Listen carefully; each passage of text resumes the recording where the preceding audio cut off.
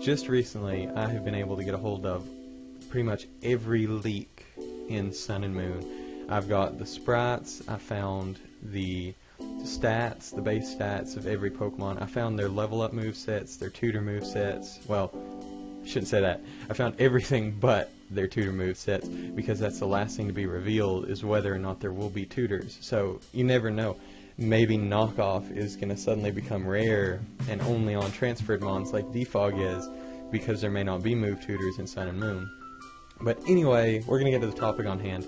Today I'm going to be covering Golisopod, and he is probably one of the favorite Pokemon that I've looked at so far in this list. I think he's easily going to be top tier, not just because of his stats, not just because of his typing, not just because of his ability, but I think that he has one move that's really going to make him stand out. So, first of all, look over his stats. His attack stat is huge. 125 is nothing to laugh at. He is a monster. He has really good HP, super high defense. His defense is off the charts. He looks like Chestnut. He looks like a Bugwater type Chestnut as far as his stats go. But his special defense, still pretty good. I think throwing an assault vest on this guy would just make him unbelievably strong. His special attack, doesn't matter. His speed's super low. That's okay though, because we'll get to some of his moves, or one of his moves that I think is going to make him outstanding. But before we get to that, we'll go over his resistances. He resists some of the most common typings in the current meta. Whether or not there'll be some of the most used typings in the next meta, in Gen 7, is yet to be determined. But for now, water, ice, fighting, and ground are some of the most used attacks. You don't see a team without Earthquake or without Ice Beam because of just all the things they cover.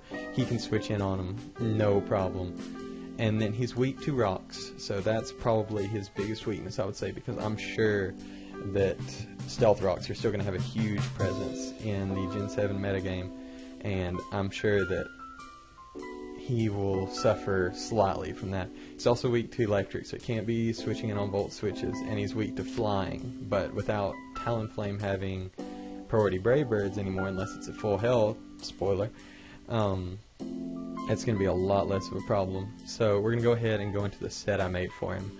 So the set that I came up with was either Assault Vest or Life Orb. You make him Adamant Nature. You almost max out his health, but make it so that he can survive one extra switch in on Stealth Rocks, because this thing is going to be switching a lot. He's going to have max attack, Adamant Nature. You can throw Quiet Nature if you want to run Trick Room or something crazy. Who knows what will happen. And then a little extra special defense just to use those last few EVs. So, before I go over his moves, his only ability is Emergency Exit. For those of you who don't know what that does, once he drops below 50% health, he automatically switches out. So, no setup for this guy. There is no way he can set up, because he'll just get forced out by his own ability. But this ability this attack, First Impression, is going to change some of the way the game is played. First Impression is a base 90 plus 2 priority bug type physical move. That is insane. He gets stabbed on a base 90 move and gets plus 2 priority. The only problem with it is you can only use it on the first turn you're on the field. So it's like Fake Out. It doesn't have the flinch that Fake Out does, I do believe, but it's still super strong.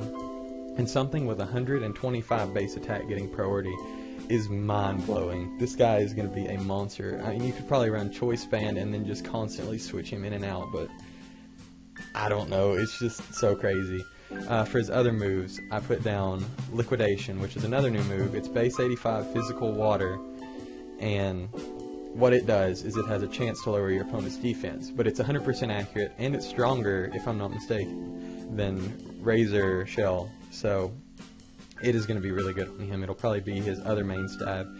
Leech Life, for those of you who don't know, has been buffed this generation, similar to how Knockout, you're playing Punch Out, but similar how Knockoff was buffed in Gen 6, and now Leech Life is base 80 physical and it still heals your health back. So that would be a great way if you run Assault Vest to keep getting your health back so you don't get worn down as easily and you're not forced to switch out so fast and use that ability up. That's going to be so good. For the last move, I think Sucker Punch will probably be the best option because giving this guy as much priority as possible means he gets all kinds of hits off, and then you get a free switch into whatever because he's going to switch himself out when he takes damage. Because there's very low chance this thing is getting one shot by anything. Some other moves that I just thought was funny on him, or that I just thought were funny on him, were Sword Stance, Iron Defense, Bulk Up, Psych Up. He gets all these amazing setup moves. Look at these stats. This thing setting up a Sword Stance and then getting Sucker Punch is terrifying. But because of that ability, they're absolutely useless, which I think is hilarious. But I just think this guy's going to be an absolute monster. If he's not OU, then he's going to be banned or BL or something, because he is too good to be like RU or below. So I can't wait to use him. I don't know about you guys. If you have any other sets, feel free to throw them down in the comments, whatever you feel like. But I am so hyped to use this guy.